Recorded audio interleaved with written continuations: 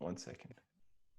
Rick English, thanks for being here. Thanks for joining us. I know you are off your feet currently with work, but it's nice for you to take a little bit of time out from that busy schedule and sit down and chat with me. I'll start off by saying, how long did it take you to get all of those helmets just to put in the background to make it look like they're yours? Like, where do you even rent that stuff for the day? Oh my God, I'm an absolute nightmare with helmets, actually. I must own 50 motorcycle helmets. That is mental. I mean, do they get used, or is that just a one-off? That's just collectible? Yeah. Most of them have been used before. I've got a few from a couple of films and stuff, and then the rest are from stunt riding and sponsors and all that kind of stuff that I no longer use, but I want to keep just... And is there any sort of prerequisite for it becoming a collector one? Like, does it have to be a bit funky, or is it just literally... Yeah, some of them are from when I started racing 20 odd years ago and stuff. So they mean quite a lot to me. And then, like I said, there's quite a few film ones and stuff. But if they're just a regular plain road helmet or something, I've got no interest in keeping that. They're all sort of different stages of my career and stuff. There seems to be a really funky one top left, like over your left shoulder, right at the top there, like multicolored. Oh yes, that's a Valentino Rossi rep that I was wearing practicing one day on the track, and I had a huge crash, and it has a huge smash in the top of that helmet. That was my favorite helmet at the time as well. I was devastated. It used to be the case that when I was like club racing motorcycles, because I was on like a pretty tight budget and stuff at that time, I was more concerned about damaging my helmet on my bike than I was myself. And it was always the first thing was just try and protect the helmet and protect the bike, because I used to think that like my body was free it would fix itself for free. Whereas if I broke the bike or the helmet, that was going to cost me money. And I mean, Rick, that's a mental way to think about it. Another way to think about it is one can be replaced, the other one can't. That's probably another way to think about it. Yeah, but at the time, I was young and didn't have a lot. And, and that was the way I viewed it. But anyway, so that one's pretty heavily smashed. I think that one is actually. But that's mad. And then of course I can see some Taurus awards there. Very backlit, but those are some Taurus awards. If I'm right, I can see 2 of the 3. Yeah. Very. No, there's 3 there. It's quite nice actually. This office when we had it built has 3 windows there, and so they just fit perfectly one in each window. Is that why you stopped trying? Is that why you stopped trying to win that? I just got a nomination actually. I just got an email for you. You tell your wife, you're like, look, babe, we're gonna have to move. I'm gonna have to knock another window in the office. I don't think so, actually. It's a pretty tough category this year. And tell us, what is the nomination for? It was for Hobbs and Shaw for best work with a vehicle. We did the motorcycle and McLaren chase and stuff. But there's some really, really tough opposition in there. I don't remember which other movies there are. At the minute, there's Terminator and a few other. I feel like Terminator's just got a residency on the Taurus Awards. Like, they don't even bother changing that on the nominations. They're like, just leave it up. No, that seems to be Fast and Furious for me. It seems like the Fast and Furious movies is just, I mean, with the things like the Fast and Furious, they're not the best movies in my opinion, and I kind of was over them after about probably number 4 or 5. But it's one of those things that's cool to work on, and you're always gonna have to go bigger and better. But for me, as movies, I'm not really that interested in that kind of movie. And even Hobbs and Shaw, it was okay. It was watchable on a plane, but I wouldn't. It's not the kind of thing I'd go out my way to watch normally, to be honest. Yeah, it's funny how those two things can happen, right? Where it can be exciting to work on it because you're going to get to do cool stuff, but at the same token, you're also going to know that the script is going to be shit. You're like, I don't. Quite a lot of action movies, to be honest. I think it's perfect for us. You know you're gonna you know, have a good time and smash some stuff and do a lot of cool stuff. But yeah, as a movie, a lot of them aren't the best, to be honest. It's always, I say it's often the case, but you can't tell a lot of the time. When for me, I can't tell when I work on movies whether they're Mm. gonna be any good or not, to be honest. You know, I've worked on some stuff and thought, how the hell are they going to make anything out of this?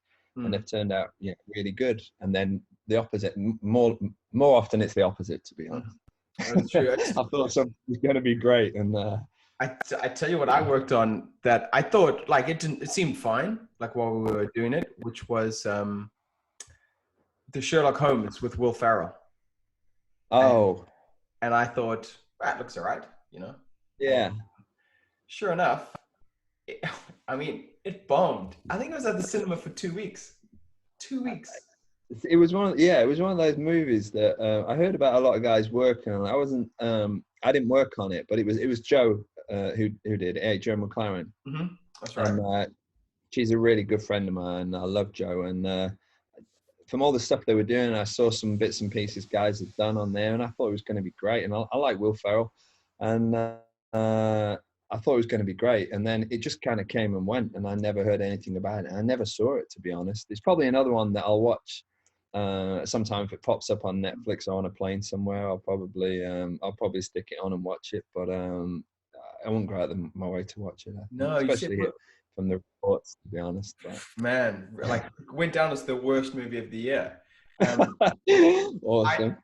I had a particularly interesting moment on that. I was regaling the story of being on set, and in university, Old School was a very popular movie. Wedding Crashers was a very popular movie, and I mean, I grew up quoting Will Ferrell like in my uni years, you know. So I see him on set, and I start talking to him, and I start explaining just how instrumental he's been in a very happy time of my life, and how I really love those movies, and it was just such a pleasure. And I'm kind of doing a monologue, while I'm talking to him. Rick, he said the damnedest thing to me. He said, "I'm just the stunt double," and I'd been talking to this guy for ages, who looked so much like Will Ferrell. No way. I mean, uncannily like Will Ferrell. And he didn't stop me once. He didn't stop me once. That's amazing. He should just let you go. Should have signed a picture, got selfie together. Oh Fuck. my goodness, he did me, mate. He did me. Oh, dude. Oh, dude. It's sure it wasn't what's his face? Red Hot Chili Peppers, the drummer. Mate, he looks a lot like him too. A lot. I remember seeing that too, going like, this could be a thing. Like I could imagine that it's the same world, right? Hollywood, music. Rick, you said you worked on a lot of movies where you think they might be good and then they end up bad. You don't miss too many, do you? There's too many. Or vice versa. Yeah. But before we get into good or bad, what was your first ever credit? What, since getting on the register or before even that? Even before, like what was your introduction into that world? I did a few bits and pieces when I was training to get on the register and stuff, and then even before that, I mean, the first movie I probably did when I moved down to London was a thing called Love, Honor and Obey, which was Dominic Anciano and Ray Burdiss. It was like a gangster film, and I think it was made by BBC Films in the end, but it was a cinema release. But it was just basically a guy called Dominic Anciano who actually directed the Craze movie. Legend. That has or the Craze. The Kemp brothers in it. You know where the Kemp brothers play the Craze? One of the early ones, yeah. Yeah, it was in I think it was in the early 90s or might have even been late 80s actually, that movie. But yeah, and he used to train at the same gym that I used to work at and my wife used to work at, and he used to come to my kickboxing classes and stuff, and I used to coach him in that. And then when I started going towards movies and training to get on the register, he started giving me bits and pieces in things that he was doing, and that was one of the movies that he was doing, and it was quite a quite a cast in that, to be honest. There was Ray Winston was in there, and Jude Law, and Johnny Lee Miller, and Denise Van Outen, and loads of people. They all kind of did it. They were all friends, and they all kind of did it as like a project together, and it was a lot of fun. It wasn't a big success or anything, but it's quite a cool cult movie to do. Yeah, Love on an Obey was cool. An English gangster movie, gangster karaoke movie. It was. Gangster karaoke. Oh, hello. I feel Well, like it's yeah. British movies do very well. Gangster, that's one of the ones they do well, and kind of thriller, like crime thrillers. They absolutely nail, man. Like even the TV shows, you watch them and you're like, this is amazing. Like, and they take the budget, which is incredible. There's good and bad with it. I'm terrible for getting bored of stuff anyway, to be honest. If you look at my Netflix thing, the continue watching thing, it's like longer than the rest of the stuff that it's showing you what's on. The stuff that I've started and then got like 10 minutes in, 15 minutes in, and if it doesn't capture me in that 10 or 15 minutes, it's gone, you know. You know, I also had this conversation with my mom, exactly the same, because you know as well as any, it's an investment. Time is an investment, man. I don't waste my time. Usually, if I don't even like the way they've done the credits, I'm like, you might be out, my friend.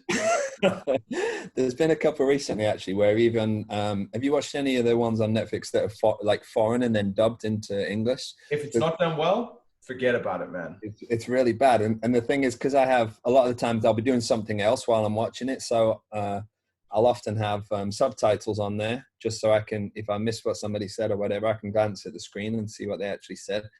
And in those foreign ones, sometimes the subtitles don't match the overdub. Like they'll say the same thing, but in a different way, different words. And it really annoyed me. And I ditched two, just like last night, I think it was, on the night before, like a French one and a Spanish one.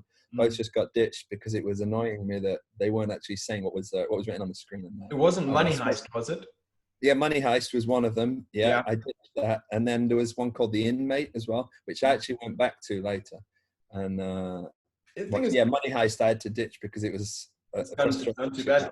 I've watched a Norwegian one called Blood, and it's done so well you don't even notice. They dub the mouth, but they cater what they're saying. I think they give up the meaning to make it look more realistic, which I think there's a lot to be said for. If you know what I mean, like instead of sticking to the script of exactly what the person's saying, they'll choose words that suit the movement of the mouth. Oh, really? Yeah, and I think that's a little better in a way to do it. I'd rather have subtitles and it be in a foreign language, fine, but don't give me a bad dubbing. No. It's like a comedy. A comedy would be bad dubbing, but it'd be like a 70s kung fu movie. Yeah, which, by the way, have you ever seen Kung Pao? If you haven't, what a movie. What a movie. Not for a long time. So what I was going to say with that was, foreign movies, dub it, fine. It's just not watchable to me. The other thing is, with movies with subtitles, I actually have to watch them and pay attention to them. Yeah. To be invested, which draws me in, which is really good, right? Otherwise you end up, like you're saying, like I do it too often where I'm doing other things while I'm watching. And I'm just like, I don't know what's happening. I don't know who that person is. Exactly. That's why I end up watching the same thing a lot of the time. My wife goes crazy because I have The Office on all the time that I've seen every episode like a million times, but I still have to watch it and it still makes me laugh. And I can watch it without paying attention to it because I know what's going on and I know every word from it. That's the genius behind sitcoms is that they're familiar to you. So your investment is less each time, right? You know the characters, you know what to expect from them, and you know that at the end it's going to be the same. Right. Man, I had such a good fact for you about someone we were talking about, and I forget it now. What were we talking about? Something about Netflix and movies. I can't remember how many things I'd started and ditched. Yeah, something like that. I had a really good fact, but I've totally forgotten now. It slipped my mind. I have a notepad and pen with you see. No, mate, I'm freestyle like that. I'm a rock star. Also, can I point out the difference in who we are as people just by the frames that we're looking at on our screens. Your background, race helmets, Taurus awards, a globe of the world, Yeah. some memorabilia. Mine, guitars, very ornate windows that are mirrors. I'm just gonna move my window to look at your window. There you go. Oh, you got yourself as the big Oh one. yeah. No, a little one, but it's in the No, corner. no, It's in that. no, it's cool. It's cool. If you want to be the big one. No, I'm in the corner of yours, Hmm. but it's right where your window is, and the nice reflection of the guitar in there. Yeah, thank you. Yes. So very nice framing. Very different personalities. I mean, we're quite similar in a lot of other ways, Rick. I was looking at your website, 6'1". On my website, we're similar in that my website is completely not up to date and hasn't been updated for about 5 years. Is that how we're similar? I actually, yeah, mine's actually lapsed. That's how bad my website is. I actually don't even pay for GoDaddy anymore. My original one lapsed and is now some magician or something. He's not called Rick English, but still thought he would buy the domain name anyway, so that I can't have it back, and then just link it to his website. And I was like, that's kind of genius. I was actually looking at your website. I thought it was very good. It's very clean. It's everything you need. You know, it's got the yeah. It's a bit sloppy. It's a bit sloppy. It needs tightening up really, and a lot of. To be honest, I don't know. I'm a bit crap at making decisions, and on my website, I think there's too much on there in terms of pictures and stuff like that. I just need to pick the best stuff and just the stuff that means the most, and keep that. And I've hung on to a lot of stuff on there that I'm like, oh, I don't want to get rid of that picture, but a lot of it's not that relevant. You know, I need to go through and give it a good clean up. I'll put it on my list of stuff to do. Yeah, now that we've got time, for sure. Yeah. But it's all that is really for us is a placeholder, right? A virtual placeholder for people to go, okay, is that guy a stuntman? What has he done? All right, here's a few things he's done. Here's a few pictures. And that's it. It doesn't have to be relevant. You don't have to be blogging. You don't have No. To be honest, everybody, I reckon social media has replaced a lot of people's websites anyway. Like I say, a website's just an online business card almost now, and way to get in touch with people. You know, it's the nine resonate really for me now, and but it still needs updating a little bit. But yeah, I'm getting a message here saying your internet connection is unstable. God damn it, Rick, with your internet. Yeah. Yeah, we lost you for a little bit of that, but I think you were just saying Instagram and social media now becomes the oh, you asked Rick. You stayed still for so long there. I thought you were frozen. You were so still, Rick. You were like this. I was listening. I was like, you're definitely not there. Yeah, no, I think you're just saying social media has now become that placeholder, and it's more relevant. It's more up to date, right? You can actually see someone's skills and what they've been working on recently now, for better or for worse, because obviously then it becomes a little game of who can show what they're doing the most, you know? That's true. Well, that's how you can tell when it's busy and when people are working and not working, because everybody's training videos pop out and everybody's, you know, going to the drift school and everyone's going to do this and do that. When it's busy and everyone's working, no one's got time to do that stuff. And then it becomes, you know, it becomes everyone's throwbacks and stuff of stuff that they've done in the past, because you're too busy to be doing stuff now. And you can't. The other thing, what I find difficult with social media for me and for companies that want to work with me on that, is that nothing's current really on social media for me, because of NDAs and stuff regarding what we're doing at the moment. Then you know it's on social. As soon as a movie comes out, a big movie, then the internet just gets flooded with everybody's pictures that they weren't supposed to take, but that are actually okay now because the movie's out and nobody gives a shit anymore. It's it's pretty funny that for that next week it just become like. That's fair enough though, right? Like I would love to do like an Instagram page of like a year in lieu, right? So like you take your photos and just releasing the photo from the year before every day. Yeah. Well, Time Hop does that a little bit anyway. I can kind of do that a little bit with Time Hop, because Do you know that? Do you have a time hop app? No. It just pulls things from your Facebook, Instagram, your photo camera roll and stuff, and your phone, and it'll be like a year ago today, 2 years ago today. I think Facebook started doing it itself a little bit now, but this is an app that does it from everything. So it's everything that you did a year ago today, 2 years ago, 4 years ago, 7 years ago, 10 years ago. And it's quite interesting, really. You're like, damn, 2 years ago I was in Ireland doing this, and you know, it pops up pictures from that time, and it's kind of cool to look at. Isn't it crazy how quickly well, firstly, how much time you spend doing these jobs, and then how quickly you forget all about them. Yeah. I mean, it's a crazy juxtaposition. And at the time, it's, you know, it's your whole life, and you can't imagine anything else. And I mean, that's what it's like for me. Certainly, I let stuff really sort of take over my life, and you know, it's so important at that time. It's everything. And then, like you say, as soon as it's done, you're on to the next one. You've forgotten what you even did, you know, a year ago, like you say, until the movie starts getting released, and then it all comes back up again.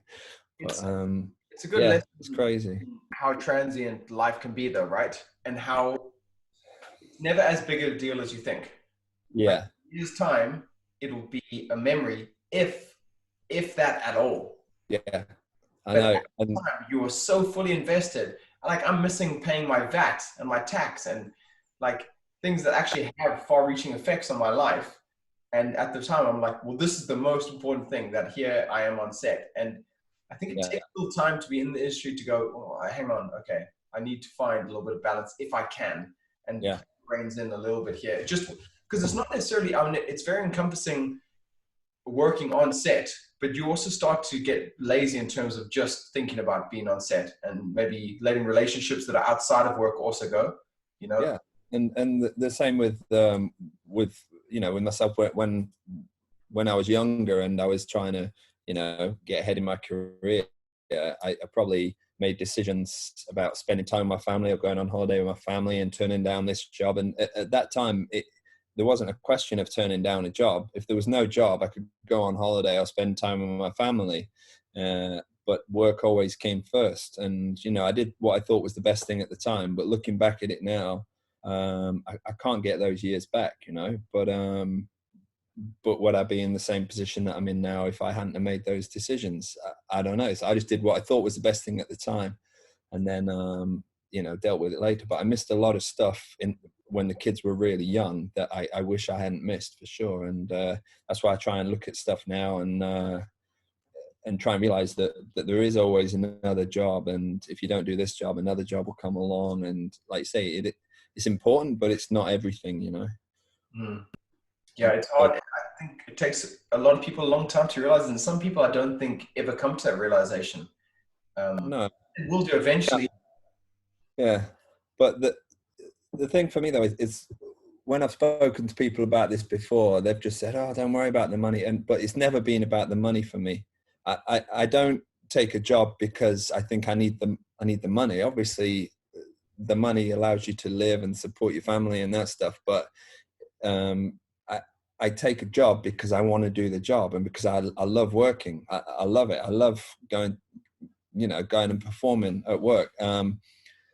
That's why I want to be working all the time. It's because I enjoy it. It's not because of the money. And if I feel like I can't go on holiday because I want to do this job, again, it's not about missing a week's money or 2 weeks' money. It's about missing the opportunity to do what I love doing. And it always has been, and it still is now. I think that's why I don't really want to go into coordinating. I don't want to, be in a position where, I'm not performing and doing what I love doing. I don't know. Such different roles, right? I think that's what people often forget, is that once you move into one, you are moving out of the other, whether you like it or not. It's not. Whether you consciously decided to do that or not, someone else will make that decision for you. You know, once you start coordinating, people, even either consciously or subconsciously, will go, "Oh, he's coordinating now," you know, and put you in a different category, you know, and you're no longer a performer. I think anyway. And from speaking to guys who've done that's what seems to be happening, you know. And the skill set is so different, right? It's Yeah, I think so. one is managerial and logistics based, really. That's what you know, and you may have some know-how of how to do things, but very much wrangling people, getting them in, designing what they're going to be doing, but they'll be doing it eventually, you know. And like you say, it happens, right? Once you're a coordinator, people go, well, he doesn't perform anymore. So yeah, that's that, you know. Yeah, he's coordinating now, and it's definitely a different job, and it takes all sorts of different people, I think. I mean, the different coordinators work in completely different ways. But for me, I don't feel like I'm creative enough or artistic enough to be a good coordinator, to be honest. I could probably work with other people. But as far as, you know, conceiving these ideas and coming up with stuff from nothing, it's not really my forte, I've got to be honest. I think of myself as a bit more sort of technical based and skills based even, and stuff that I can work on.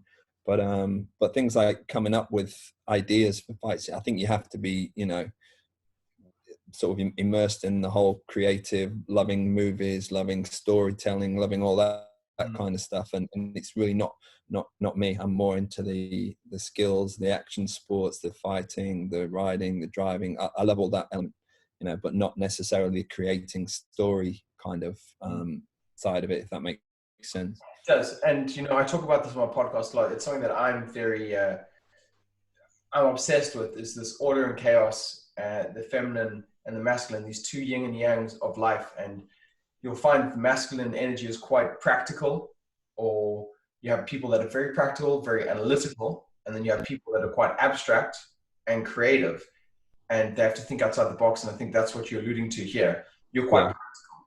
Show me what you need done. I'll drill it until I give you exactly where do you want me to stop. Over here, you want me to do this thing?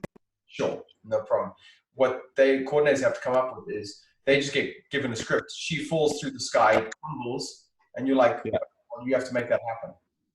And you're not getting parameters. You're like, well, we have to make it happen, and we have to rehearse and rehearse and rehearse and get it right until it's right. And then you have to keep thinking of different ways. So for sure. And I think that's quite interesting, Rick, that most people would imagine that you would be, as a performer, the natural progression is to be wanting to be a coordinator at the end. Most people assume that. I'm a little bit as you. I don't feel like that's my role. I don't feel like that's where you get the best out of me. And it sounds like you're very much in that.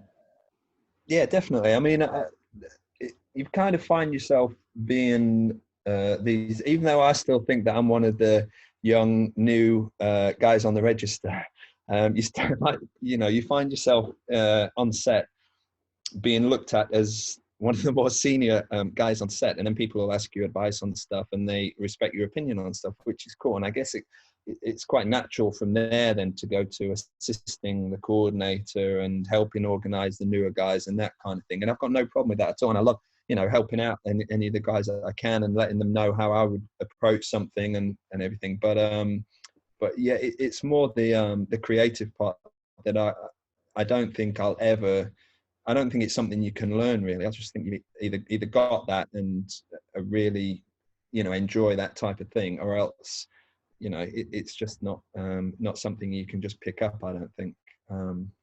Sure. Well, Rick, let's go back then. We talked about what the future might hold. Let's talk more about how you started and how you got into this world. Were you always performing?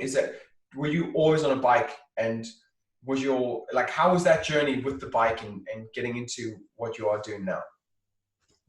Yeah, I mean, I don't just do bikes, you know that. People have got this thing these days. It's really funny, and they're like, "What, you do fights as well?" And I was like, "Well, that's kind of what I did all along, you know." I'm one of these people that I can't stand not being good at something, to be honest, or feeling like it's not even that. If I haven't invested time in something, obviously I can't expect to be good at it. But I don't look at other people and think that they're any different than what I can. I mean, I don't even know if there's such a thing as talent. Do you know what I mean? I think certain people are suited to certain disciplines, you know, just because of their body makeup and the way that their mind works and that kind of thing. And maybe that's what people are talking about when they say talent, but and people find certain things easier than they find other things, you know. But I've always thought that if I want to be as good as that guy or better than that guy, I've just got to work harder than that guy, you know. And so I've approached everything with that sort of thing. But it means that then everything that I've become interested in, I've tried kind of worked my hardest to be as good as I could at it. But then people don't realize, when people see you just in one aspect of that, people just see you with the bikes and stuff, and they think that's where I put all my time and all my energy. And to be honest, a lot of my time, energy, money, and everything does go that way. But I also, you know, spend just as much time training, just as much time fighting, just as much time driving and doing all those things as I do with the bikes. I can't remember what the original question was. This is good though. This is a great point. I'm going to take it as a compliment that you're seen as the bike guy, because I tell you what, most people assume that anyone could only ever be a good, really good at one thing. Right. So that is a positive thing to you. Yeah, no, for sure. But this comes back to what we're saying about different energies. The masculine energy is very much you. I love this, what you just said there about talent. I love what you said there, because very much like the book Bounce, if you've not read it, it sounds like it's right up your street. What's it called? Bounce. You never heard of it? No. But you'll love it. His whole point is there's no such thing as talent. When you get the upper echelons of people that are high level and people that are pretty good, the thing that differs them is just time done doing the thing. That's it. Right. Simple as that. They may have been richer, which allowed them time to do more. Right. But it's not that they were richer, that they're better. Right. Their money just allowed them more time. When it came to those upper echelons, you have to put more time, a certain amount of time. That's where the 10,000 hour rule kind of comes from. Not exactly him. It was someone before him. But that's the idea. If you put that kind of time in, your body learns. And like you say, we have this genetic makeup. Maybe your genetic makeup is more predisposed to something, which means you might get it quicker, but you're not just going to be able to do it. High-level skills are high-level skills because people have to hone them. At some point, they have to risk, they have to put in time. You know, it sounds like you very much took that on and you were like, right, well, I just need to put in the time, which again is a very practical, no-nonsense way to approach something. Not to go, I'll try a few things out. You're like, I'll just do that thing a lot. Yeah, exactly. Yeah, and I'm still exactly like that now. I mean, every day I'm on the bikes. I'm lucky, actually. I never use that word either, really. And I've just said it, and I never use the word lucky either. But it's good for me that I have here whilst you know we're kind of at home at the moment, spending a lot of time at home. That I have bikes here, and I have somewhere to ride here, and you know the ability to go out and do that, because I do that every day. And even if I'm in the workshop or in the office or doing something, then every kind of half an hour or so I'll go outside, jump on the bike, and go drill some stuff for 10 or 15 minutes, and I love it. And it's just a complete change from what I'm doing. And it's a real de-stress thing for me as well, is riding the bikes, because all you can concentrate on at that time is what you're actually doing. And you probably find that, I don't know if you find the same with yoga or you know, other things like playing the guitar, anything like that. All you can concentrate on really is what you're doing at that time. And there's very few times in the day when I do that, and when most people do that, I guess. And you've always got some stress or something in the back of your mind, you know. But riding for me is one of the ways that that I can kind of get rid of that and just relax and completely do what I'm doing. So I do it all day, you know, on and off the bike, in between doing other things that might be stressing me out. And that's just what I enjoy doing to unwind, to be honest. A couple of things there, Rick. I like the fact that you don't want to say lucky, because I'm gonna assume what you mean by that. And you if I'm correct, I think you don't want to say it because you don't believe it's luck. You think it's a combination of hard work that has put you in a position that's done this. Maybe unfortunate events that have happened, but you have ownership of the decisions you've made that have put you in this position. Yeah, that's exactly how I feel about that. Yeah. And people say, "Oh, you're so lucky to have this job." I am. I'm fortunate that I don't know, that I almost grew up with the mindset that I had the opportunities and stuff. But then, you know, it's taken a lot of hard work and everything. And I'm a believer that everybody can kind of make opportunities for themselves, or that the opportunities will be there, but you have to put yourself in a position to take advantage of that when it does appear. You know, it's like getting onto the British Stunt Register doesn't guarantee you getting work, but if you can, you know, hone your skills and make yourself as good as possible at everything, then when the opportunities do arise, then you know, then you'll be as good as you possibly can be, and then it will lead to further opportunities, and it won't just be luck, in my opinion anyway. I'm a firm believer. There's some things that we are fortunate about. I would say it's possible to be two things. It's possible to believe that you're not just lucky and that in fact you worked for things, and it's also possible simultaneously to be grateful that those things exist, because some people no, for sure, you don't hand over all of the ownership to someone else. You're not being grateful. I think those two things are separate. You can be grateful and you'll be like, I'm grateful that I put in the time. I'm grateful those opportunities came, and I'm grateful I took them. But I don't have to just assume I was a passive bystander in all of this happening. right? I did a lot of this. Yeah, and I agree with you. I think throughout our lives we go through these positions where opportunities come to you. I feel like Texas Hold'em poker is such a good lesson for life, because while you're around the table, as long as you have a chip and a seat, you're in with a shot. Now, as the stats go, you will get a certain amount of good hands and a certain amount of bad hands. That'll fluctuate between everyone, but it's quite similar. What you've got to do though is when your hand comes up, you've got to play it really well to then be up on someone else. And that's like life. You've got to be ready. When that opportunity comes, you can't go, shit, now I need to start practicing my bike. Right. Exactly. And yeah, it's funny because specific to the Stunt Register is you see this happening time and time again. You know, I've got this job, I've got this coming up, I've got that coming up. I need to learn to do X, Y, or Z, and it's too late. You know, you can do a certain amount, but you have to put in that work beforehand so that when that opportunity comes, that you're ready for it, like you say. And yeah, you see it all the time. It's quite funny. It is funny when there's a rehearsal coming up. People know this job. You're like, me on a bike. Yes, I've got it. You should definitely pick me. Well, see, I've never got a problem with people asking me for advice. A lot of people message me about the bikes and say, "Can I come and ride with you? Can you teach me some stuff?" And I've got no problem with that at all. And people are like, "Oh, you know, you're not giving away your jobs." And I was like, "No, I'm not giving away the thousands of hours that I've put into that at all. You know, if I can help somebody and they're willing to do the same and put in that same amount of time, then you know, good luck to them. Good luck. I said luck again, didn't I?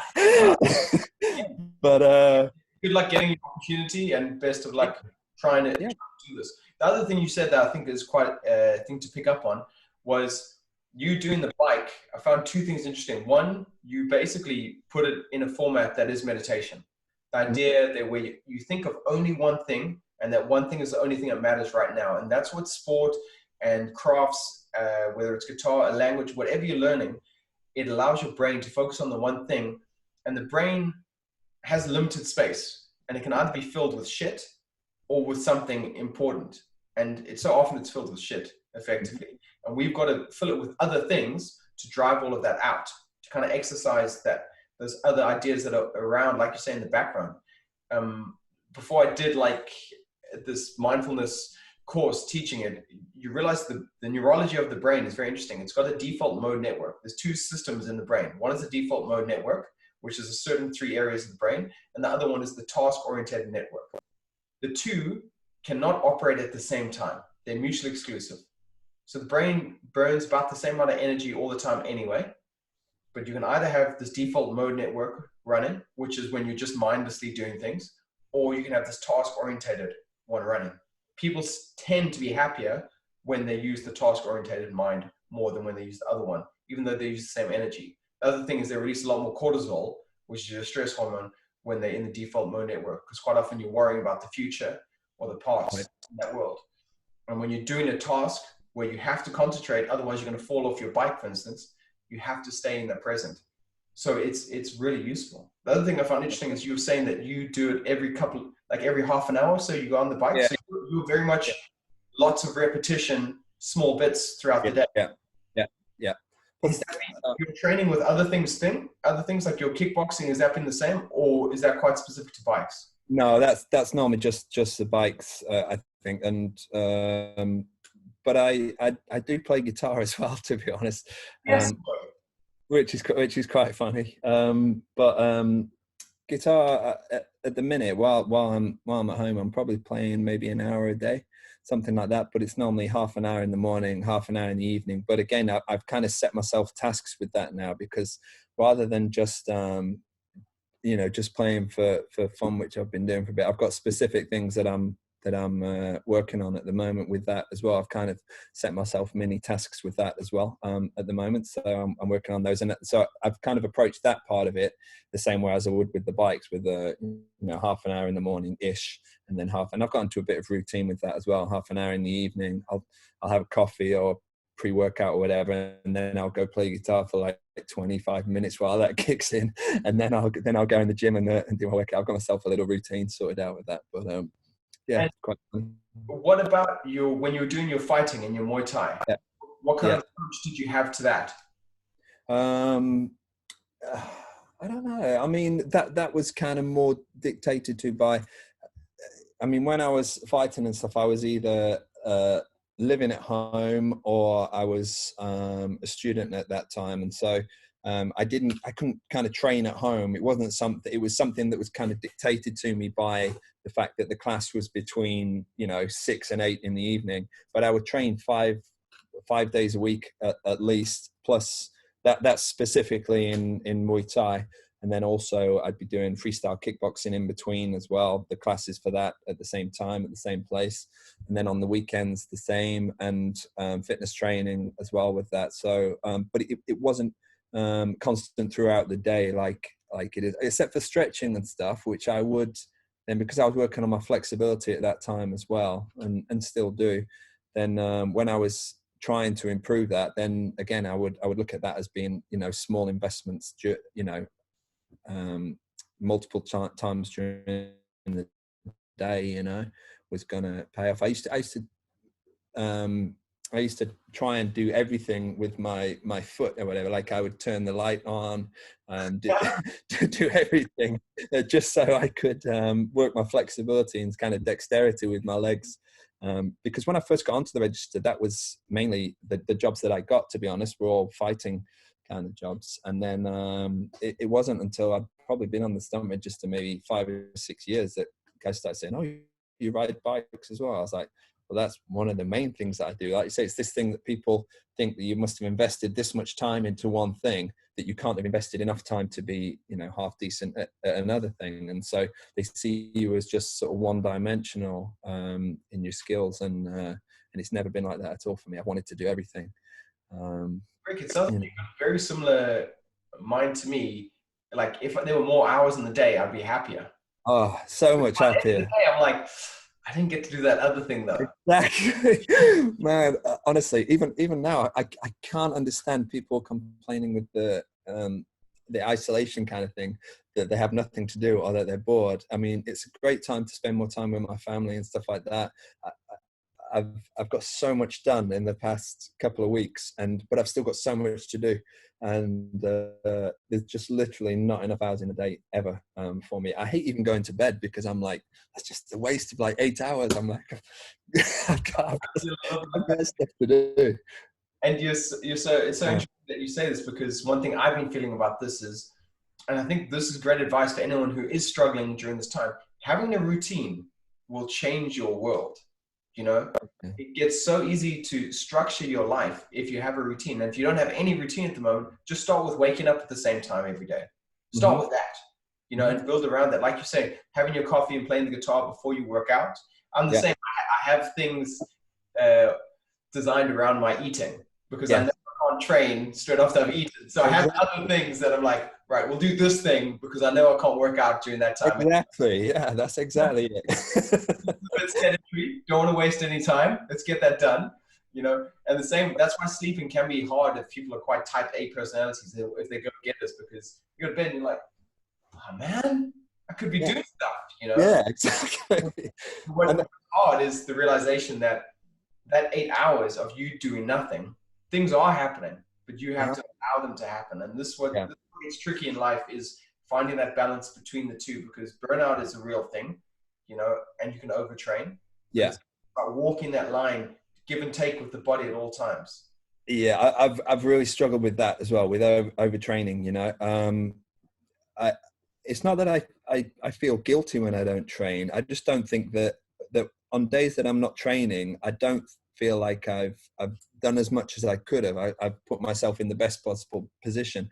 I've always said this about stunt jobs as well, is that I would hate to finish a day doing a stunt job and think, damn, if only I'd trained that a bit harder, if I'd have done this a bit harder, if I'd have gone to bed a bit earlier, you know, if I hadn't stayed up last night, if I hadn't, you know, I'd hate to have thought that I could have, you know, I'd hate to have any regrets that I could have done more, that I could have performed better because of something. And so I try and make myself as, you know, as prepared as I can for everything, because I hate having regrets about stuff. And I don't know. I don't even know why I started talking about it. Now, what were we talking about?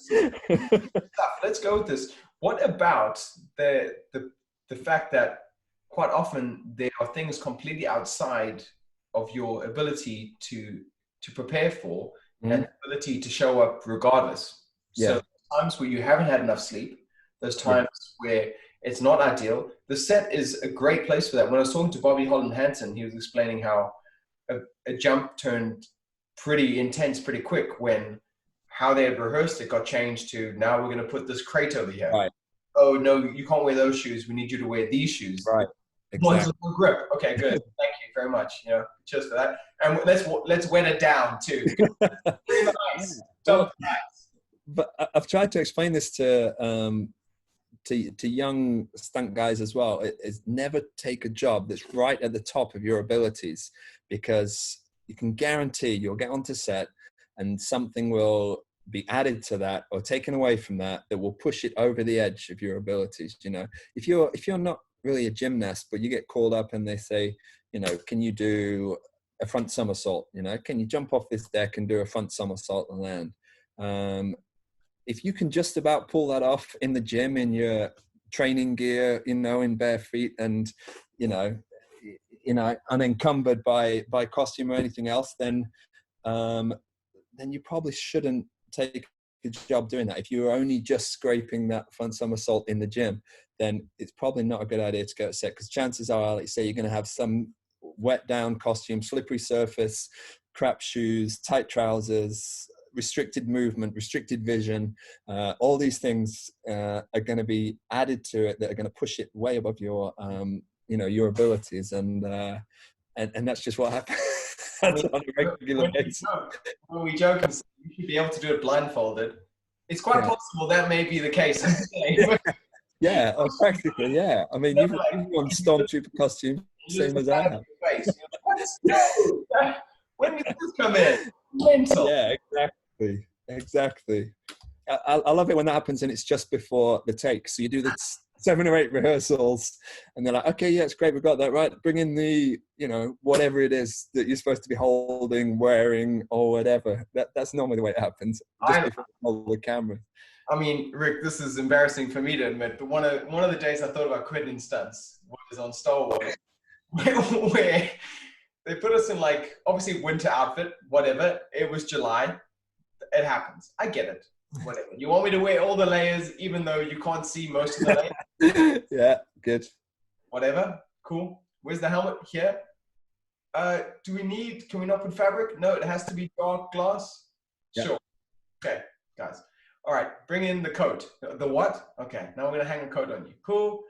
Still no problem. All right, so what do we have to do? We go for the rehearsal. All right, guys, you're walking down this train and you just have to jump across a gap. I kid you not, it was maybe that big of a gap. Okay? All right. Maybe, whatever you want. Cool. All right, guys, get the shoes on. The what? No, you can't wear the Stormtrooper boots. You have to wear the 7.5 kg boot on each foot, because it needs to look like your feet are magnetized to the ground. Awesome. Can we not act like they are? No. So this jump that was this big now becomes one of the hardest things when you can't see your feet and you can't move your legs properly. I swear to God, this jump so often and we rehearsed it, and we finally got it with the boots. Let's go for a take. Bring out the fans. They're massive fans, like in your face. I was like, this is some bullshit, because one of the worst things, Rick, is when a stunt doesn't even look impressive, but Exactly. those are the worst ones. They are. No one's going to clap you once you make that gap. No one's going to go, yes, you legend. No one's going to clap. They're just going to go, come on. No, yes, Stunt Awards, definitely in the post for that one, for that, 3-foot gap jump. I know exactly what you're talking about. It's so funny. It's so funny. It's all the time. Now, Rick, from very small stunts of me, and like I said, I almost quit that day. The guy said, look, if you don't make the gap this time, we'll have to take you out. And I was like, I'm going to take myself out. I don't even mind. You know what? Keep it. I don't want this world. I think Bobby came in the next day and he was like, what the fuck are we doing here? Why do we have these boots? I only found out afterwards they had boots for all of us that were normal weighted. Of course. They weren't confident in your acting abilities, obviously, to act like these are heavy. You had the same on Edge of Tomorrow. Did you work on Edge of Tomorrow? No. With the exo suits, are you talking about?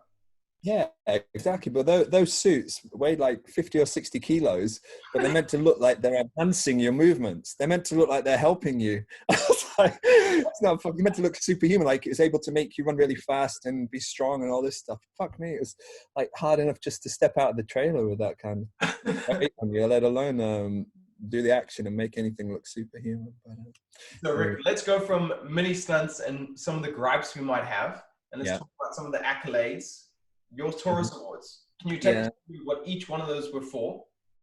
And just take us through each one from the first to the third. The first one was for Inception. There was a few of us won for best fight on Inception. Inception was one of those movies that we were talking about before, that at the time we kind of didn't know what it was going to be. You know, I knew Chris Nolan. Obviously, I'd worked on the Batman movies and stuff at that time. I think 2 of them were out by then. I think Batman Begins and The Dark Knight had already been released by the time we did Inception. And I already knew Chris and knew that he was good, but we didn't get to read the whole script. And so it was kind of, I mean, imagine working on Inception and just getting a page and you're like, well, this guy's asleep, and then this falls off of here, and then these guys are all weightless and spinning around, and it was just kind of weird. So it was one of those movies where you just kind of took what you were doing for that day, did it, and then it wasn't until you saw the movie months later that you realized what you were actually doing at that time. So myself, Marvin Campbell, and I think Bobby was there as well. Actually, Bobby worked, and that was one of his first jobs, I believe, after getting on the register. Bobby Holland Hampton, and we all did various elements in the in the different fight scenes, and they all had something slightly different about them. So Marvin did the rotating corridor sequence, and I did the floating corridor sequence, the 0G sequence. But it's funny because when we originally went in for that job, we were both on core team for that. Myself, Marvin, George Cottle, Dis Sharp, a few of the guys, and I was originally supposed to do the rotating corridor sequence, and Marvin Campbell was doing the floating corridor sequence, both fighting against Joseph Gordon-Levitt, just at different times in the story. But I'd just injured my MCL at that point on the movie before, which was Wolfman for me. I did the reshoots on Wolfman, and I damaged my MCL. Had to end up wearing a brace throughout the rest of filming for the Wolfman. Managed to finish that movie, went straight on to Inception with Tom Struthers and Cy Holland, and told them straight away about the injury and that I could still do my job, but I was going to have to wear this brace. Anyway, the rotating corridor sequence was just the worst thing I could have possibly done for my knee. For sideways stability, just with the floor changing to the ceiling, to the floor, to the wall every 2 seconds. Just stability wise for my knee, it wasn't the best thing. So myself and Marvin switched, and I ended up doing the floating corridor sequence, and he did the rotating one. And that's the way it is now for everyone in the movie. But it's quite funny. I actually, interesting enough, Rick, you spoiled a bit of that movie for me, because it's a bit, you don't realize it's about to kick off between them, and you guys are in the elevator with them. But Something's up. is Something's it up. me and Bobby in the elevator? Or is it me and yeah, No, me and Bob? yeah, it's one. I remember you particularly, and I was going, all right, well, the jig is up. Someone's about to get found out because you wouldn't just randomly choose Yeah, guys to be in the elevator. It's one of my favorite movies of all time. That yeah, one of, it's a great film. It's one that you have to watch a couple of times really to get the intricacies of the whole story and everything. But or, or when I was dating Lucy, we started watching it for all of 10 minutes, in which she asked so many questions that I was like, "This is not worth it." That's what Shrek. oh my God! Thought You it could was be there dating a girl, but you had to drop the name in there as well. like, this is the most boring movie ever. And I was like, it's so good. It's a great movie. Can you actually believe it, though, thinking about the same sort of thing? I remember when the first Matrix movie came out, I was working at a gym in Tottenham Court Road, and one of the guys was dating a girl who was a beauty therapist there, and they came back from seeing the Matrix on one of their dates and told me it was the worst movie ever, and they walked out after like 45 minutes and they shouldn't, and I didn't watch that movie for over a year after it No came way. out. And then I couldn't believe it when I watched it. I was like, that's one of the best things I've ever seen in my life. I can't believe that I listened to somebody else about their opinions about this movie and wasted all this time. You've got to have a good person to recommend. For me, James Cox and I are like, we give each other recommendations, and I will go on that recommend. He actually told me about a recent movie, that Korean movie called The Parasite. Like, won all the awards. He sent me that thing to say, watch it. And I was like, sure, I'm in. You know, because I know that we obviously have a similar way of thinking. And again, Christopher Nolan just puts his stamp on stuff and you're like, oh yeah. Really good. That's why it's sad when you watch someone like Robert De Niro do so many shit movies now. Because he used to have that stamp. Like, and I get it. Yeah. Some people are in the industry to make a legacy, and he has a legacy already, so whatever. And other people, circumstances happen, right? Kevin Bacon, I'm sure, wasn't thrilled to be doing EE adverts, but he quite openly says, I'm broke. What do you want me to do? You know? So yeah, it is sad to see that stuff. And it seems to happen quite a lot with you know, actors that were A-list and in their prime of their career, and then the next time you see them, they're doing terrible movies and just look like they would do anything, you know. And it's yeah, it's a bit worrying. yeah. Well, what's the famous saying, Rick? You know, that's Hollywood. It's a fickle place, man. Yeah, no, for sure. And a year later, it doesn't mean anything. You know, I know. I mean, some of my favorite kind of actors and stuff. I was just watching a Netflix thing the other day. Have you seen the movie Goon with Sean William Scott? No. Because he's disappeared completely, from Hollywood. It wasn't also called another name, was it? It wasn't like I don't know. This is an ice hockey movie.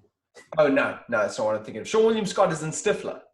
Yes, exactly. Yeah, and yeah, like amazing. And that movie was okay, but that's the last thing I've seen him in for like the last 5 or 6 years. I don't remember seeing him in anything after kind of is it called not Grown Ups? What?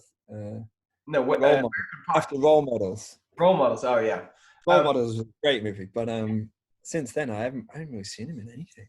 You know, speaking of which, other people that kind of fell off the scene that were up and coming, it shows you just a few bad choices, and I'm pretty sure you doubled him. Taylor Kitsch. Oh, I didn't double him, no. But I remember, yeah, he was on John Carter. Which was my first ever SPAC job, which I remember seeing you on. You also had all the tattoos. I actually spoke to you while we were waiting to get the spray tans. Oh, yeah. And on that day, James Cox had gone in, and they forgot to like lift his hair off his forehead. And they had given him like a spray tan. You were like that. I was like, oh, mate. And they had left like this whole section. Like, that's so good. That's so good. Damn, there's so many stories from that movie. Because that was a great movie. Like, it was fun to work on, but that's one that just, like you say, you don't know. I loved working on it because what fun.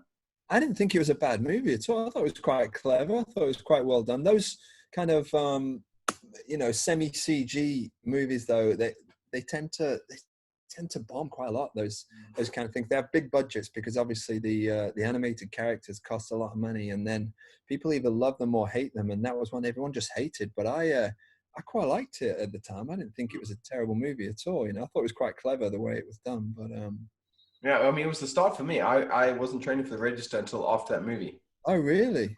Everyone on that movie, everyone I was working with was training. I was like, all That's right. what, yeah, there was a lot of guys on there, even Lister and stuff. I remember seeing Lister on there, and Lister, Coxey, Johnny Stockwell, Mark Ash- Slaughter, yeah, Ash Beck. Like it was the Dan Houston. Like our friendship group pretty much grew out of that for stunts. wow, Interesting. wow. Now we digress. Taurus Award number 2. Oh, yeah. Hit us. Oh yeah, so just going back to the first one, the Inception one. I kind of I was very grateful to receive that, but I was the only one that could make it out to the award ceremony. It was I think it was 2011 or something like that, and because we shot that movie in 2009, and it was one of those where I was really grateful to receive it, but I almost felt like it was more for Marvin's performance than it was for mine. I think everybody, when they talk about the iconic fights in that movie, or iconic sequences, they're talking more about the rotating corridor than the zero G. So I played a part in it, but I didn't feel like it really belonged to me. It was a team effort for sure. I mean, we all helped on everything, but that one for me felt like it was more towards Marvin's kind of performance and everything. I just want to say it because that's honestly the way I feel and still do feel about that award. I was really grateful to receive it, and you know, it's fantastic. I had a great time working on that film, but I felt that the award was more for Marvin than it was for me. Anyway, You noted. Moving on to the second one. Did you nick this one too, or was this one you earned this? I don't know. The next two were both in the same year, which was really, really strange. It's obviously great to be nominated. Obviously, we don't have Oscars for stunt people, which it doesn't really affect me one way or another. I always felt like an Oscar for a stunt performer wouldn't be a thing. It was going to be for an action designer or coordinator or whatever, which we've already talked about. That it's not an area that I would ever want to go into, to be honest. I think the Oscars for stunts thing is just strange in the way that stunts have been completely ignored in that, you know, whereas every other department's not. That's the only thing that's strange about it for me. It's not that it's ever going to affect my life one way or another, but I think it's just strange to leave stunts out.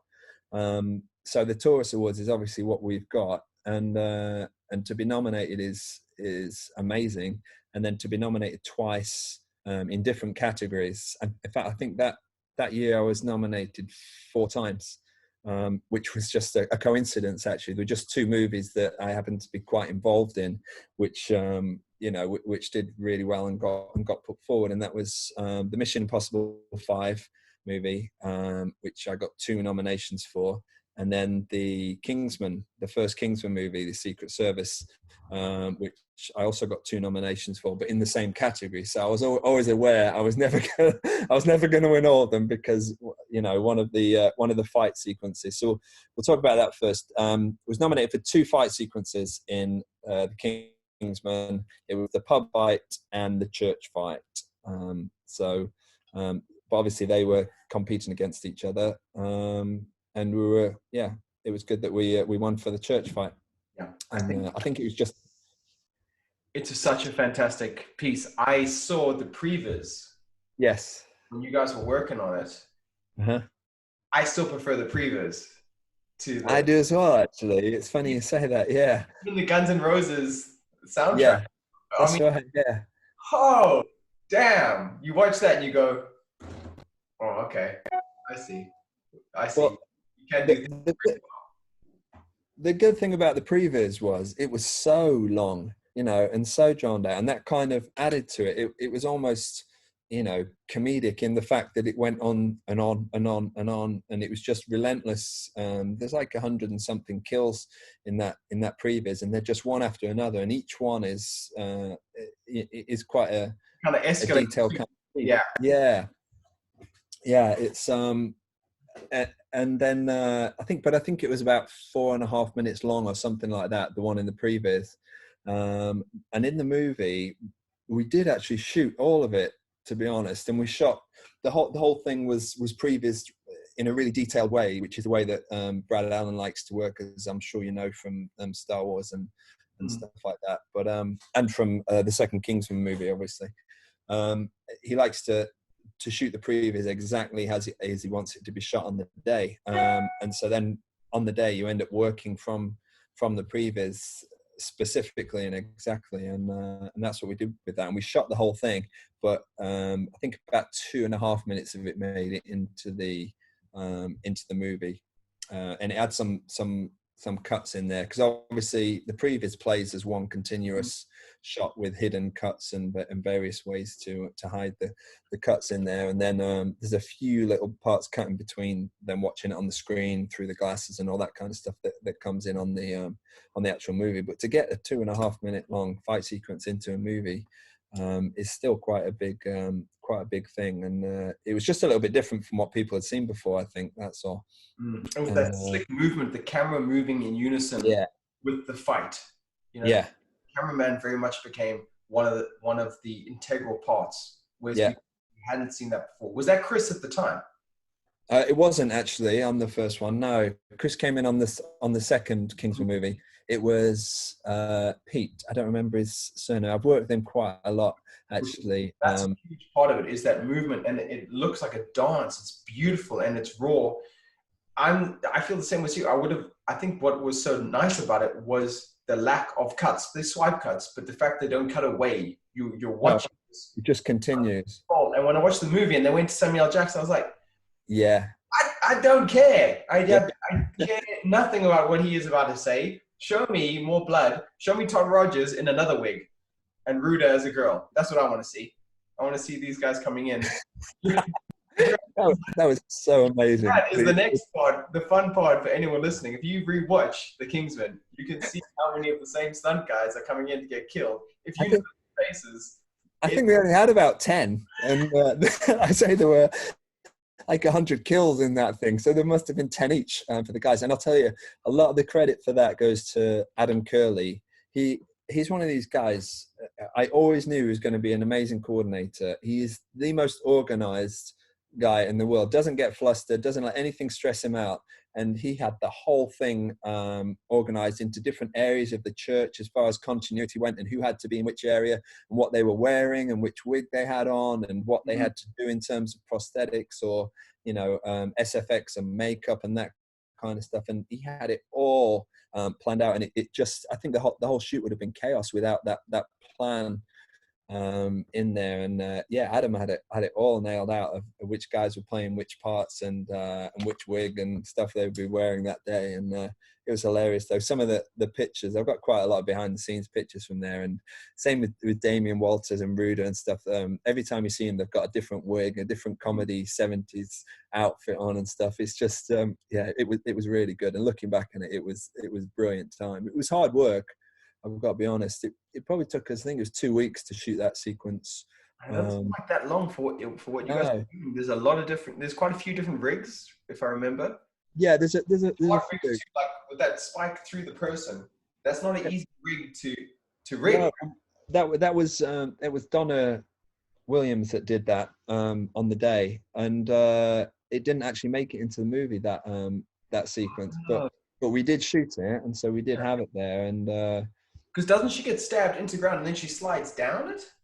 Yeah, she ends up kind of doing a back bridge kind of position with it coming through her chest, basically. And then she's there kind of suspended on this thing whilst other elements of the fight are going on around her and stuff. But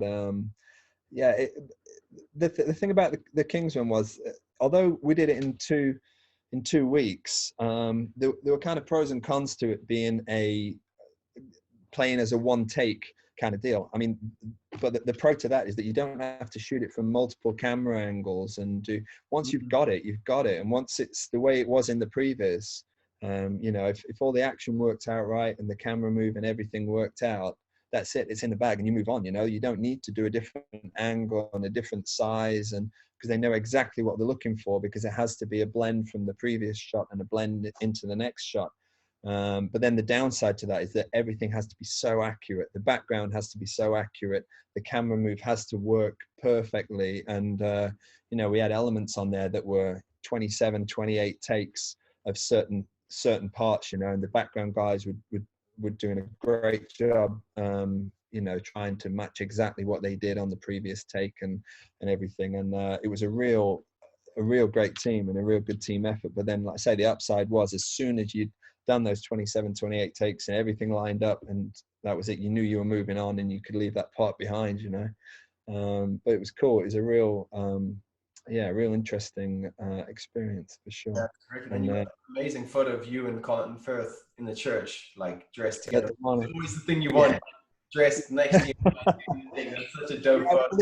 It's better than there's a few pictures. Andy Owen took quite a few pictures when we were doing second unit there. Andy Owen was the rigger on there. Do you know Andy?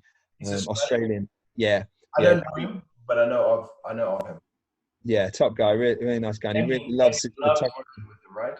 You were? Damien loves working with him, if I remember. Yeah. Fight, or some of it at least. What's that? Sorry. I think he did some of School Fight. Yes, he did. Yeah. I mean, I think he first worked with Damien on Kick-Ass back in 2008. We did a film called Kick-Ass, and that's the first time I met Andy Owen and Brad Allen as well, actually. But yeah, he's really into photography as well. And so, although he was head rigger on the Kingsman movie, he was also on second unit. He would get his camera out at any opportunity, and a lot of the great pictures that we've got from behind the scenes on there came from Andy Owen, actually. And yeah, I'm really grateful, because it's something that's kind of missing these days. It's really weird. It just seems like a lot of films from, you know, 70s, 80s, even 90s, you get all these great on set photos from the old stunt guys and everything, and then more recently with, you know, the so tight you know, secrecy NDAs and all that stuff, that there's no cameras on set, there's no you know. And to be honest, once the movie's done, that's all you've got to look at to remember, you know, who was there and what it was like and everything. And that's something that's missing from a lot of my you know, a lot of my memories of working on movies, is that I don't have those pictures that a lot of guys tend to have. Yeah. And like you say, it's such a shame. As we discussed, you invest so much of your life into it. You feel a bit of a jip to go, oh, also you can have no memories of this. Thanks. No. I'm here all the time, every day, all day. Like, can I have something to show? I'm not an idiot. I'm not going to live feed this. Well, that's you have to just rely on people being professional, but people should realize, you know, that the stunt guys certainly, you know, a professional. This is what we do for a living, and, you know, and one stupid thing would ruin your career completely. So none of us are going to do that. But anyway, it's the way it is. And you know, but I'm grateful for anything that I get off of you know, behind the scenes guys. And sometimes official photographers will come up and say, I've got a great picture of you, and I'll give you it when the movie's out and stuff. And I have got a few of those, and I've never got them. Like, they are there. Like, yeah. Oh, I never got any from Ghost Rider. I was a bit gutted about. We did a few official photo shoots and everything when I did Ghost Rider, and yeah, I'm a photographer, but every time I mention it, he means well, but he's just so busy and doesn't have time to go back and they're snapping away, to find it. But yeah, it's all really good. tough. But yeah. Rick, so tell us then about, so you won that one for the church fight, and then the Mission Impossible one. Yeah, that was for hardest hit for the bike crash that we did on there. Yeah, the high side. Again, really pleased to win that. It was completely unexpected, I've got to be honest. I mean, I knew I was nominated, but I wasn't sure that the people who were voting would understand exactly what went into what happened. I wasn't 100% happy with the way that came out on film, that stunt, for what we did, and the risk that you take doing that. I didn't think it looked as good on screen as it could have, and didn't think it looked as violent as it could or as fast as it could. And the difficult thing about it was, with a stunt like that, it's Tom Cruise in the foreground, and I am literally nobody in that movie. I'm incidental, and so that's the focus is always going to be on Tom, and then this guy gets smashed and goes off in the background. And so it's not important, once we've told the story that the guy's crashed, nobody really cares what happens to him. So that means that we don't have to show the landing or any of the violence of the tumbling and rolling and all that stuff that goes after it. So it was almost like once you get ejected from the bike, you didn't matter anymore, and we're back to Tom, which is exactly how it should be, and that's what you would expect. But that just means sometimes that that some of your work gets lost because of that, and that's the way I felt about that a little bit. But it ended up winning, and I was completely surprised because maybe I underestimated how many people would understand what actually went into something like that, crashing on tarmac at sort of close to 50 miles an hour. For real, and yes, I was really pleased. I can tell you that. And that's one that, go on. I was just going to say, I was regaling the fact that I'm talking to you today to a friend of mine who works in just the fitness industry, and I explained to him that stunt because I had seen that stunt in the trailer. I was like, who did that? When I said it was you, I was like, that totally makes sense. But trying to explain to him, I was like, that's a high side. I was like, do you ride a bike? He said, yes. I said, well, yeah. He turns the handle, he falls, he comes over the top, it ejects him out.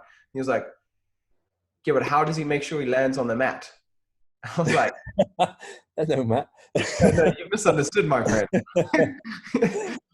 He was like, onto what, concrete? He was like, that doesn't make sense. I was like, I know. That's why he won an award for it. Yeah, it's one of those things where I was really happy to be asked to do it. I remember Greg Smers and Wade Eastwood, talking about that, and there'd been a big crash in MotoGP the week before that was captured amazingly by some of this slow-mo cameras. I think it was Alvaro Bautista, one of the MotoGP riders, got ejected from this bike, and it spat him literally 10 feet in the air, and he did like a 3/4 front and landed on his back, and it looked amazing. And and we were all talking about it at work, and I was like, if we could recreate anything close to that kind of thing. The problem is that when you see it happen in MotoGP or in any of the bike racing, it happens on the throttle. And so the guys are accelerating. It's very rare you'll see a high side on the brakes. It's usually accelerating. The guys are trying to, in a hurry to get out of the corner. The bike's leaned over too much, loses grip at the back. The tire spins up. As soon as that happens, they shut the throttle. So then it regains grip again, loads the suspension up, and then just all of that kinetic energy then just fires straight up in the air, and the rider is ejected from the bike. Well, you can't kind of accurately predict that on a movie set, especially because I've got Tom next to me. If I turn towards him and then hit the bike full throttle, you better be sure that tire's going to break away, because otherwise you're just going to torpedo a bike at 80 miles an hour into an A-list Hollywood actor, and that would either be the end of him or at least the end of my career, to be honest. So it was always going to happen on the brakes, and then that way, at least as I start to turn and lock the bike up, then he's always going away from me, and there's always that element of safety there. But still, you're not 100% sure what's going to happen. It's never going to be the same when you do it twice. You do it twice and it would be completely different both times, depending on how much of an angle the bike gets, the surface, everything. There's so many factors in it that I was just so stressed about making it look right. I watched hundreds and hundreds of high sides, and I'm just glad it came out all right on the day, but like I said, I didn't think it was captured as well as it could have been. It's one of those things. It's so difficult for the camera guys and the DOP and everything as well, because they're like, where are you going to go and where's the bike going to go? And, you know, they're looking for ideal placements. And I'm just like, well, I don't know. I'm going to hit the brakes here. That's all I can tell you. And then I'll be over there somewhere. The bike will be over there somewhere. And that's kind of what happened with it. And it wasn't the kind of thing we could do a half-speed rehearsal or, you know, and see what happened. So we just had to go for it on the day and hope that everything was, you know, was in the right place to capture it. But, you know. You kind of want to say to them, the best idea, guys, is this. That's what I'll be doing. Just go really wide and punch in. That's what I'm saying. How many times did you do it, Rick?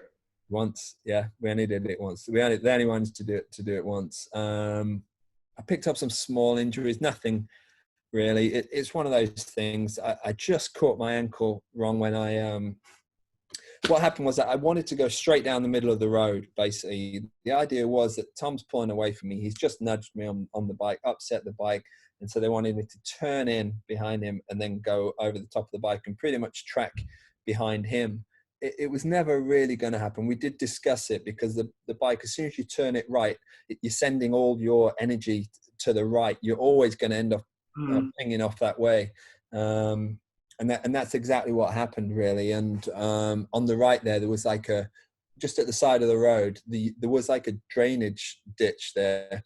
And Wade being Wade and so cool and safety conscious and thinking of everything, we filled that in. I was like, I'll never get into there, but, you know, why don't we just fill it in anyway? Because it was a concrete kind of ditch thing. And so we filled it in, and so we had dirt over the top. On the day, we got pinged off to the right slightly, and then as my foot come down, as you know, with anything, with stunts doing ratchets or anything like that, the worst thing you want to do on a ratchet or any type of fall or anything is for something to grab hold of you. So sometimes it's worse going into a big soggy crash mat because it'll grab hold of your arm or your leg or something, and you end up wrenching a knee or an elbow or a shoulder. And that's pretty much exactly what happened. We got pinged off to the right. The dirt grabbed hold of my leg and just twisted my knee, and I just popped my knee as I kind of tumbled through the dirt there. It's part that's not in the movie, but it's just, you know, what happens is the end of the fall. And so I just twisted my knee, ended up doing MCL again, and just again wrapped it up and braced it for the rest of the movie. It was all good, it was fine, but you know, Wade said they had what they wanted, they were happy with what they needed, and so we didn't go again.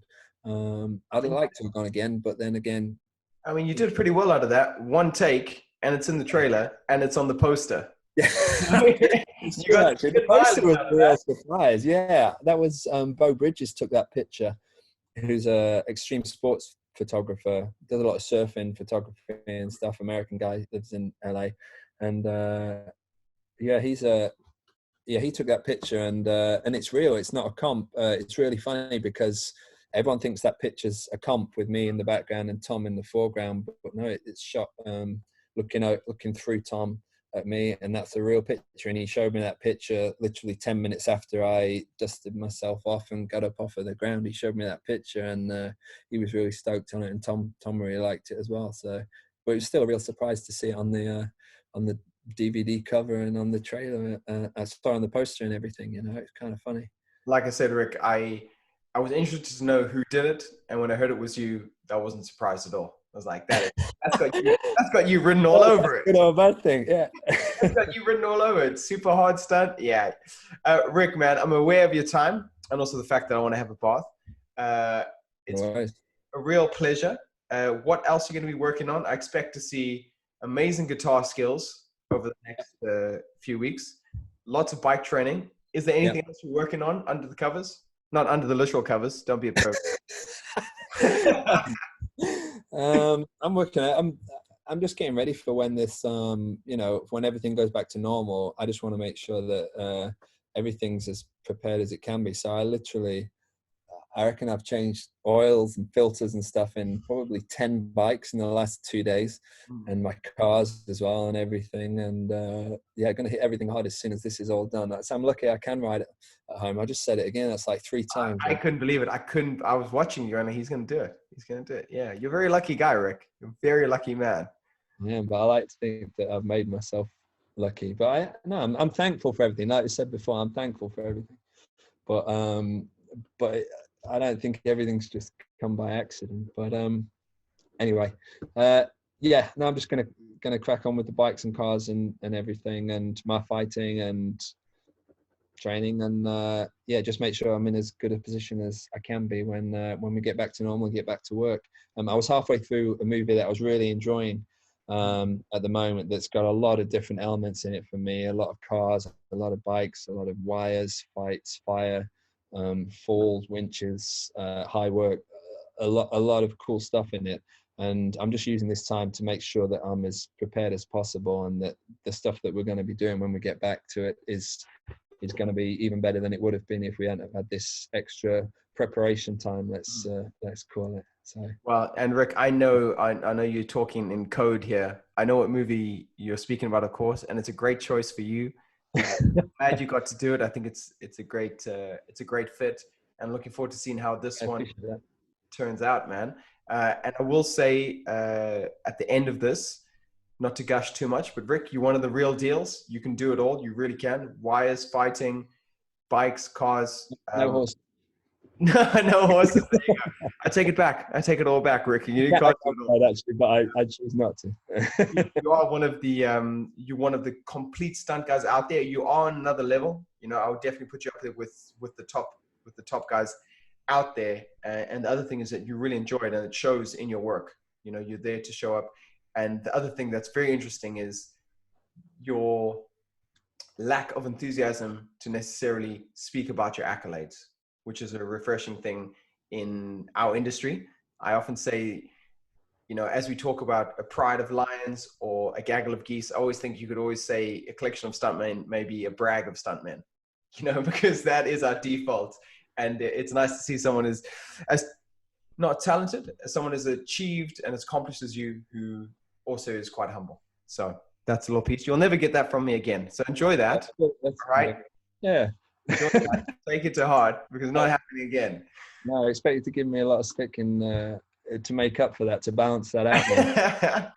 Like we said, I'm glad you appreciate it. Yoga is all about balance. So yeah, expect a really firm worded email coming your way straight after this. Yeah. All right. I'll look forward to it. Awesome. Rick, have a great evening, man. Thank you so much for taking the time out, and we'll see you soon. No, nice chatting to you, man. Do it again. Yes, buddy.